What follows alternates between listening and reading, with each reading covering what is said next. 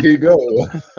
Ah, hello and welcome to Keep Up With Conspicuous. We have got 16-time MVP Mariano Bent on today, and then my colleague Matt Anton's joining as well. So Matt and Mariano have been in contact for the last few months, maybe coming up to a year. Mhm. And I met Mariano 10 minutes ago. So Hey, just giving heads up, right? So I am very much interested in finding out about Mariano in the next in this podcast because I've definitely got lots to learn. So yeah, it's going to be a really good session today. We're going to be talking through various things, and well, let's just get started, I guess. And so welcome, Mariano. Welcome to the podcast. Lovely to have you. Thank you, gentlemen. I appreciate the invite, and certainly a pleasure sitting with you. And let's see where it takes us today. Yeah. Oh, perfect. Well, yeah. Well, Yeah. thank you very much for joining. And I guess where better to start than who is Mariano? So I guess tell us about your journey to where you are today as a CTO Mekorma and Wow, how much last time do few we years. have? Like the next 3 hours? Give us the short version. Okay, I'll try. Well, currently, I'm a technology professional. Of course, I've been in the Dynamics channel for over 25 years now. Started early, shortly after uni, you guys would call it, back in '96, as a commissions professional. It also entailed a lot of programming back then, but certainly, started my career as a commissions professional, analyzing commissions and statistics around commissions and fraudulent enrollments at a pension fund up to today, where I'm actually uh, executing the role of Chief Technology Officer here at Mekorma. We are a software company, what you would call an ISV, focusing on AP automation, accounts payable automation. I currently, uh, work around all the technology areas in the company, providing obviously strategic direction for our company as it relates to technology, how we can adapt these new paradigms into our products and certainly into the everyday use for our end users. Um, in between that, of course, I kind of have done quite a bit of things. I've been a software engineer. I've actually worked in the, as I said, in the Dynamics channel for quite a while. Starting my days taking the Dynamics GP product, if you're familiar with it. Oh It's yeah. an Yeah. enterprise resource planning system by Microsoft. So we adapted that into Spanish and distributed it across Latin America. Then I moved to the US back in '99, where I started my life as a consultant and did that for 8 years. Then I became a business owner back in 2008. Probably not a good time to become a business owner, but started my independent career there. And then just back in 2015, I kind of went back into um, helping a friend of mine who became obviously my boss in building up their technology practice and straighten out their development arena. And now I actually run the entire infrastructure, IT, R&D, and certainly collaborate a lot with our product teams to make sure that they have, insights into the latest technologies. So Oh that's wow. uh There we that's go. Mariano in a nutshell. I don't know that I could have compressed it anymore. No, thank you very So much. That sounds great. yeah, Oh, there you go. There's yeah, Mariano in 5 minutes, which yeah. is great. There you go. And how, I mean, really interesting because you've done that journey where you've been a business owner, and I mean, it sounds like, to be fair, you're pretty much doing a similar thing at Mekorma. But I mean, how is it? I guess you know how it's different being how do you is being at Mekorma different to being, when you were a business owner, or how has it Yeah, shifted for you? that's an excellent question because in reality, I've looked at my career more as an evolution of, and not necessarily the Mm, places I've been. mm, So I've tried to cover the gamut of all roles along the technology stack, right? So as I mentioned, I've been a software engineer. I've actually managed teams. I've actually done consulting and mm, managed consulting teams. And now I'm actually in the side where I get to pretty much set direction when it comes to technology and strategy and basically provide some insights into the latest technologies, whether that's AI, whether it's Power Platform, or even Copilot. So that's kind of where mm. we are today. But as I said, it's more of a comprehensive view of technology, not necessarily the places I've been.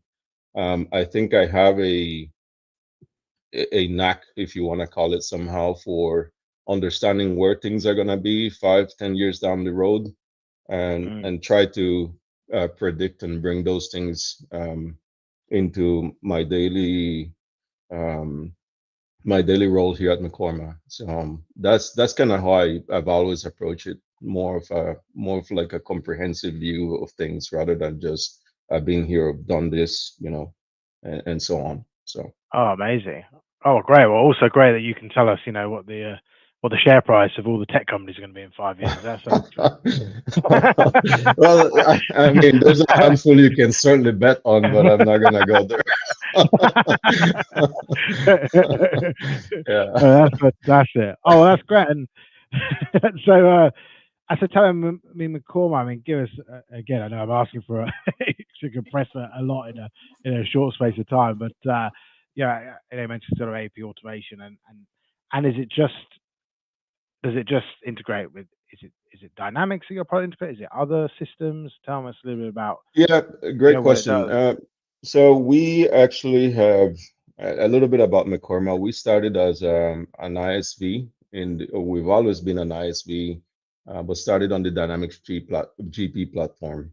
Hmm. We do what we call deep integrations, which means that we are directly embedded inside of the products that we integrate with, Hmm. and you know, just about 3 years ago, 4 years ago, we actually jumped into the Microsoft Dynamics 365 Business Central platform.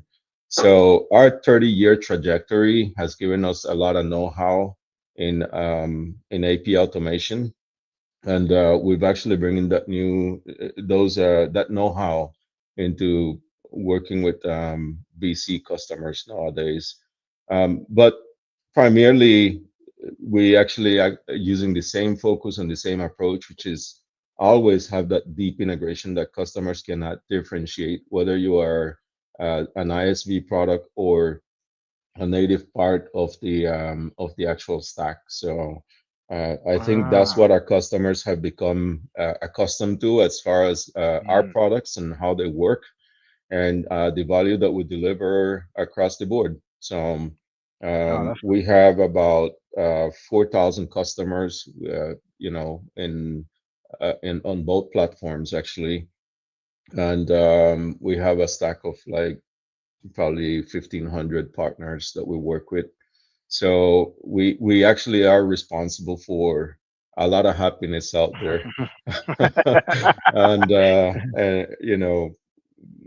we are very proud of what we do because I think just bringing automation into everyday lives of customers and partners and helping them do business in a more efficient way, I think is probably the best we can offer to anybody out there. So mm. we are happy for the things we do, and we certainly hold ourselves in very high regard when it Oh comes no, to the products and the services we deliver. oh Yeah, yeah. Well, that's amazing. And that's really, that deep integration piece I think is really interesting because I'm correct. I mean, maybe I'm wrong, but I mean, I guess a customer probably, like you say, they wouldn't even notice that they're using, you're so embedded within the system. Correct. And I was thinking, that, so say a customer, a GP customer who's using Mekorma, then moves to Business Central, would they even notice that transition, or would anything change for them on, Yeah, on the account so side? Or good question because as you know, the Microsoft Dynamics GP product is an on-prem product, mm, and Business Central is a cloud-based product. So there are some distinct fundamental philosophies between the two products as far as how they operate and how they're delivered. One is obviously maintained on-prem, and as a result, obviously, you have the constraints of any on-premise solution, although you mm, have greater control, possibly. But when you move to the cloud, uh, there's obviously a set of opportunities that present themselves there. We had to learn a lot about, and very fast as well, about how customers think and operate in the cloud, mm, and actually build solutions that, although we have the know-how of what we did in the on-prem world, bringing that expertise to the cloud forced us a little bit to think differently about how we would position our solutions, how we would even build them, and how we would definitely market them eventually. But mm. there's also challenges around implementation. Before you could log into remotely into somebody's environment. Now in the cloud, there's a whole different set of considerations around security, and customers are more aware of simply giving you an account and allowing you to Mm, access their enterprise resource planning system in the cloud. So learning all those differences, I think they're more, if you want to call it somehow, technology and operational differences. But the essence of what we do still prevails. So you guys are going to get a kick out of this. Every time I talk about this, people laugh, and people across the pond laugh at us. But guys, checks are something pretty big still here in the United States, and just the way you yeah. actually process checks, process payments in general, I think has a little bit of difference, whether you do it on premise or you do it in the cloud. So Mm, we've actually made a conscious effort to evolve our thinking around how we process payments. So while we still support the traditional check printing methods, we've actually expanded what we do to incorporate remote payment processing technologies and platforms built around that by our development teams and product teams. And certainly work with third-party solutions providers that offer that technology payment background that we mm. can integrate and tie into. So, and I mentioned we've actually expanded and built Power Platform solutions as well, both that support on-premise. So we've actually have approval systems. We have invoice capture that leverages artificial intelligence technology behind it, and Oh, cool. certainly we have um, mobile approvals in general. Mm, So how we adapt that from the beauty about the Power Platform is we can actually leverage still that cloud technology applied either on premise or in the cloud, and those are the things that I spend my time thinking about, how we break through those paradigms, how we bring them more efficiently into our technology stack, into our product stack, and make the life of our customers a lot easier when working with their enterprise resource planning systems, whether on premise or in the cloud. yeah. Oh, that's perfect. Well, that's what every customer wants to hear, don't they? That their life is Yeah. made easier, and they're not having to, you know, Yep. call your support team with problems all the time. That's what they want, an Yeah. easy transition. And Yeah. No. Fundamentally, it comes down to debunking the myths around technology, mm, and certainly educate our customers. So there's a lot of that that goes on behind the scenes, education of customers and helping them understand the technology in general. Yeah, absolutely. I mean, yeah, I have to say, when I funny what you say about checks, because I think, when if you're from the UK, Check when I yes. started, you don't know what you're. I couldn't believe it when we started the US practice here at Conspicuous, and Yeah. everyone's paying by check, and I thought, what's that? What's happened there? Because no one's paid by check in the UK for 20 years. I thought, Yeah. Yes. I thought, what? And it's really interesting. And Yeah, I guess what you'd maybe. find though is here in the US, I think there's been a rapid transition of check methods to remote payment processing or online payment processing. I think we're getting it, but there's Mm, still a lot of paper that floats around, and obviously those are the type of things that we try to educate customers about. Um, there's obviously a massive difference in security between a piece of paper mm, and a transaction that goes electronically, encrypted from one end to the other yes. online, right? So those are the things that have taken time to sink in. There's obviously the uh, checks are an efficient way to float cash, if you want to call it somehow, Mm, and yeah. a lot of companies are still enamored with that. But Yeah. I think slowly companies are moving away from checks. Also, it's been more of a rapid transition over the last 5 to 10 years, I would say, to electronic payment methods than check methods. So, but we're Yeah. getting there, guys. we're Yeah. still there's still hope for us. But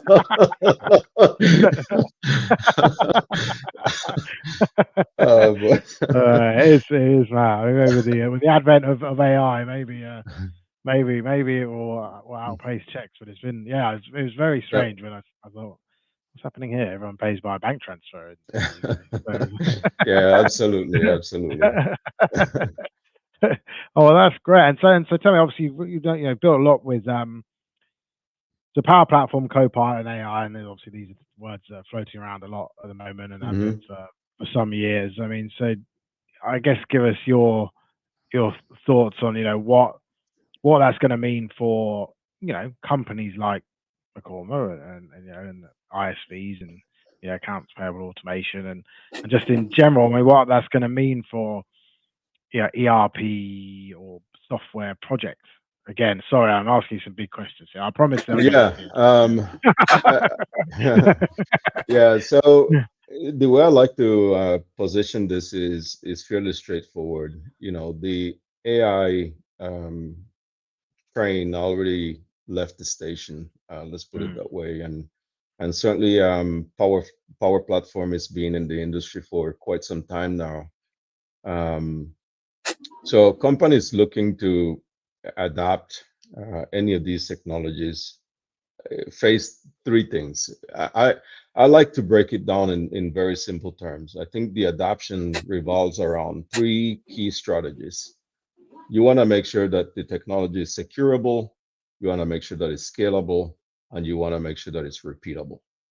Okay, whether you are an ISV, whether you're an end user customer, whether you are a shop that implements technology.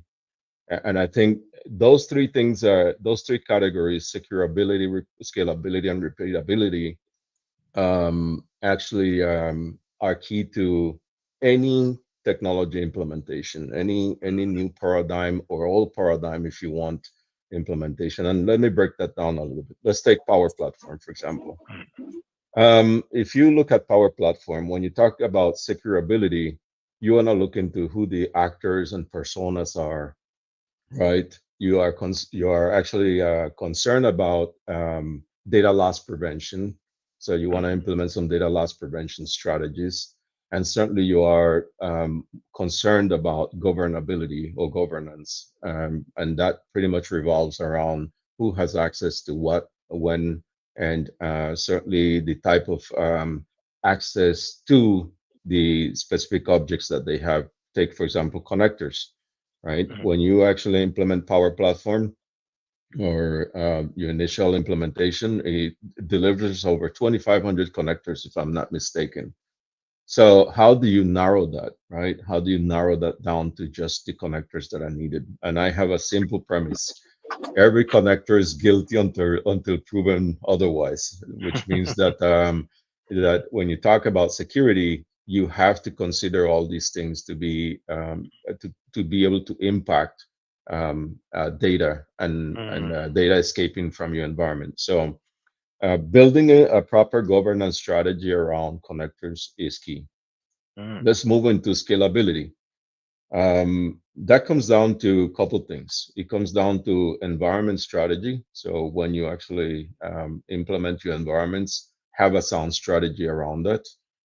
What you're looking for is a common ground, so that every environment is created in a similar way and actually has across the board some of the same key properties and configurations. But also you're looking at your uh, DevOps or development operations, if you want to call it somehow, and even tying to securability, you DevOps Sec strategy.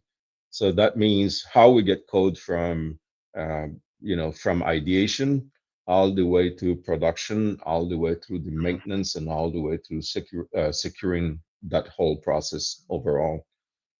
So that will give you the best aspect for scalability, because when you think about it, that behavior has to be true for 5 users as much as it has to be true for 1,000 users mm. or 10,000 users, right? Yeah. So the larger your operation grows, the more you have to focus on having key strategies around how environments are created and how you get from ideation to production to maintenance and all aspects of your operation. And finally, on the repeatability side, you're looking for key aspects such as how can we reuse things that have been done across the board. If you have 1,000 makers, 100 makers, or 5 makers, how do we Mm, actually get a cohesive team that is thinking about reusing things instead of actually reinventing the wheel each and every time across the organization? But it mm, also comes along with a sound training strategy, and it comes along with what we call in the Power Platform world a center of excellence. And a center of excellence is not the just the code that you implement that goes along and creates that basic center of excellence kit, but it's also true center of excellence that revolves around people who understand the processes and who are actually in the process of making things better for all end users across the board. mm. Now let's Oh. let's look at the same thing across AI, right? Because we talked about Power Platform. But let's look at the same thing across AI. So in AI, you also want to make sure it's secured, it's scalable, and it's repeatable. So you Hmm. also have to think about data loss prevention, data governance when it comes to securability. When it comes to scalability, you also have to look at your DevOps Sec operations. And when it comes to repeatability, everything around prompt engineering, creating champions across the organization. If in one place we call it Center of Excellence, here we want to call it champions. But it's the same thing. And you Mm, can actually take these three pillars that I've actually outlined to you and apply to just about any any paradigm, any technology paradigm that comes across the board, whether that's a new paradigm or whether you're dealing with old paradigms of the past. So mm, that's just my take on it.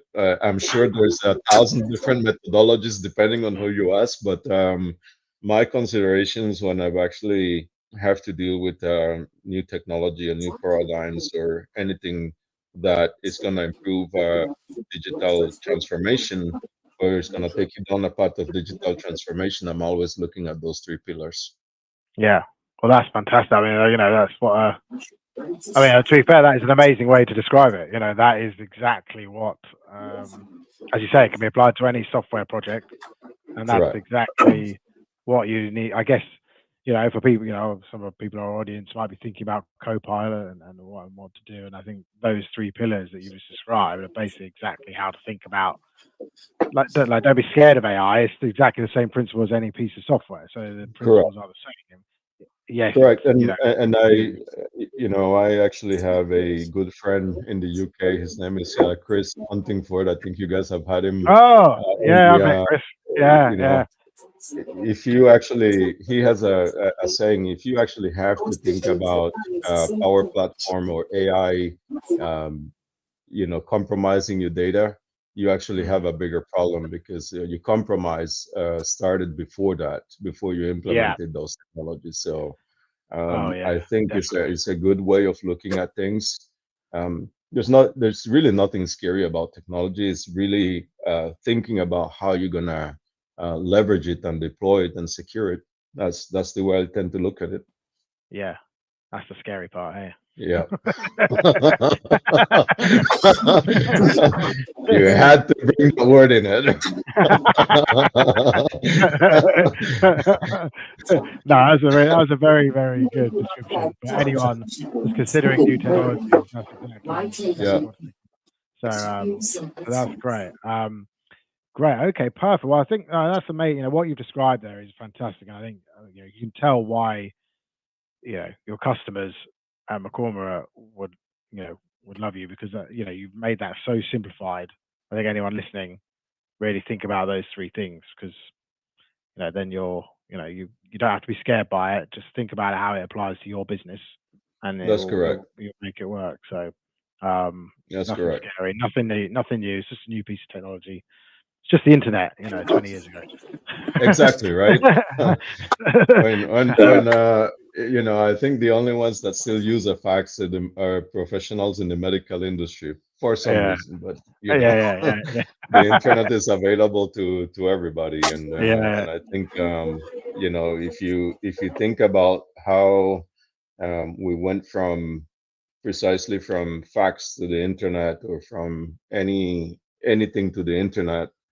I mean, ultimately, we live in it. We don't think about it. no, So yeah, it's the exactly, same thing. At the the end of the same thing. day, it's how you implement the technologies, how you drive around those three pillars that I previously indicated. Absolutely. No, well, fantastic. Okay, great. And I think that's great. I think that's fantastic. And I think the last question, which is little bit less heavy, so I'll give it a bit of an easier one, Mariano. We've been asking this recently because we always talk about technology and Sure. maybe your dream job is we always say if you weren't in technology and you had your dream job, what would you do instead? Oh, that's easy. Yeah. Yeah, I'd probably be a bar owner. That's a good one. Yeah, if I That's a wanted good one. technology, that's probably what I'll do. I'll probably be one of those guys who have a nice eclectic bar and serve fine spirits to my customers and allow them to smoke cigars in every corner of the bar, and that's about it. I mean, that's what I would love, you Hey, know. So yeah, I think that sounds amazing. if I'm not gonna be in technology, I definitely want something that is very less stressful, and I think that would be the ideal. Yeah. Oh, that So sounds like that's like a great job and a great bar as well. But whenever yeah. you open the Mariano bar, then let me know. I know I don't have to twist you guys' arm in the UK for a good bar. Yeah, true. So yeah, but Yeah, definitely, I mean, that's something that I would love to do. I don't know why I've always had this I guess side dream, if you want to call it somehow, of owning a bar. But hey, go there we figure. go. I'm sure it will happen one day. We'll get maybe there. You never It's not, know. You never you know. never know. Yeah. Oh well, brilliant. Well, thank you so much for coming on, Marianne. Thank you so much for joining us and being a guest today. It was really interesting. Great to get to know you, obviously, and great to know everything about Mekorma and all these things that we will learn, and it's fantastic. And for anyone listening, I do encourage you to reach out to Mariano. Yeah. He's really got amazing knowledge. Really knows what's going on with lots of things, but talked all what he just described earlier With was amazing. bars. With bars, yeah. He talked about the best cigars that exist.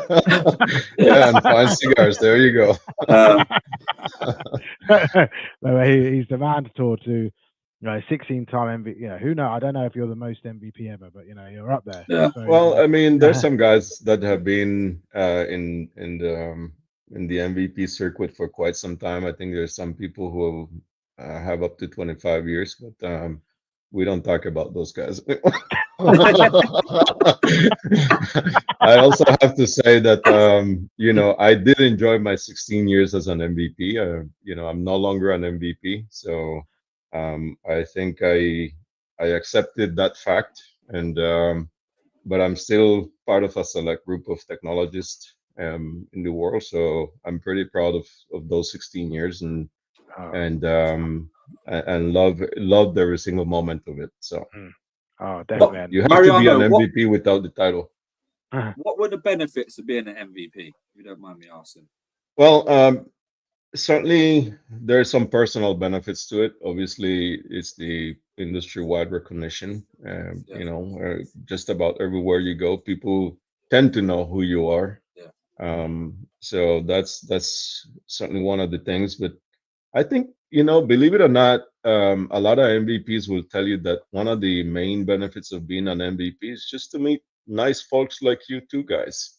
I mean, everywhere you go, you meet new people, you meet interesting folks, you meet folks that have some of the same challenges that you have experienced and that you've been able to solve. And there's nothing more humbling than being able to communicate your knowledge to other people, and hopefully they walk away with some ideas to go put in practice. So I think that's kind of the main benefit. It's actually not so much what we gain, but what we learn from people and how we can actually help them solve their technology problems. Yeah, that's great to hear. Yeah, and I know, and you're speaking, aren't you, in a few weeks at Summit? So I don't know if you want to do a bit of promo for yourself. When are your sessions? So let's see. Well, I mean, I'm talking about how Dynamics GP customers can adapt Power Platform. It's still something that I think a lot of customers in this space are a little bit on the side on or on the fence. And I'm also talking about the GP to BC transition with my fellow MVP Shannon Mullins. So she's actually her and I will be delivering a session at Summit. But I'm also, before I hit Summit, I'm going to be at the Roadshow here in Atlanta, also presenting at the Microsoft facilities in downtown on adopting Power Platform adoption at scale. So, talking a little bit about the same three pillars and delivering more in-depth content around that. So, fantastic. Well, yeah, we'll have to. Anyone who's attending either of those conferences, then definitely check out those talks. And we love Shannon here. She's great. Absolutely. So I think that would be an amazing one. So it's great. Well, thank you. As I say, thank you very much for joining us, man. Really, really, really fantastic and insightful conversation. And thank you, guys. Alex, Matt, we'll see you in Summit. Been a pleasure. We will definitely see each other for sure. Yeah, we're at Summit, so we'll see you there. Thank you for having me. No worries. Take care. See you later. Thanks everyone for watching.